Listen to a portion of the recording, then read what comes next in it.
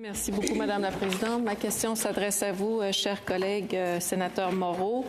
Le gouvernement fédéral n'a pas atteint son engagement pour éliminer la surreprésentation des peuples autochtones en prison d'ici 2025. On est en 2026. Les femmes autochtones sont déjà au cœur des constats de l'enquête de la juge Arbour en 1996 et, malheureusement, demeure la population carcérale dont la croissance est la plus rapide. L'appel à la justice 5.14 de l'AMFADA demande aussi de s'attaquer à l'incarcération excessive des femmes autochtones et aux pratiques du système de justice qui y contribuent.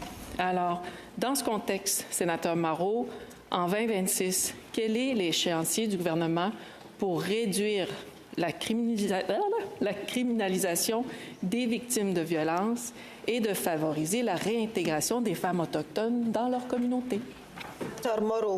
Merci, Madame la Présidente.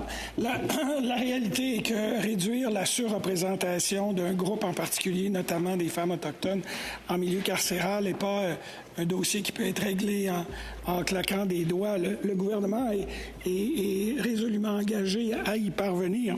D'ailleurs, vous référiez au rapport de la juge Arbour qui contenait 14 recommandations. Les recommandations 4A nommer un sous-commissaire pour les femmes, qui est présentement Mme Annie Jarrett, a été rencontrée. La recommandation 7A, qui donne accès au pavillon de ressourcement pour les femmes autochtones. Et vous étiez, je pense que vous n'y étiez pas hier au comité légal, mais le ministre de la Justice indiquait qu'il faut travailler en amont. Et c'est ce que le gouvernement fait, en partie dans la stratégie, en investissant dans les logements, en investissant dans la santé, en investissant dans les entreprises autochtones pour éviter que les membres de ces communautés entrent déjà dans le système judiciaire ou carcéral. Sénatrice Odette.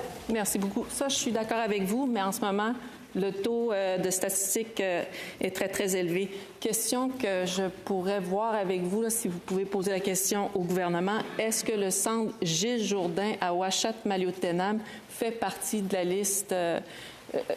Vous n'avez peut-être pas la réponse aujourd'hui, mais de poser la question au ministre.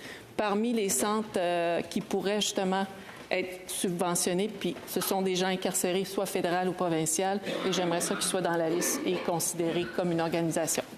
Sénateur Moreau. Le gouvernement est au fait que les infrastructures demandent, dans bien des cas, des investissements. Je répondais à votre collègue, la sénatrice Simons, tantôt sur une question spécifique pour un cas à Edmonton.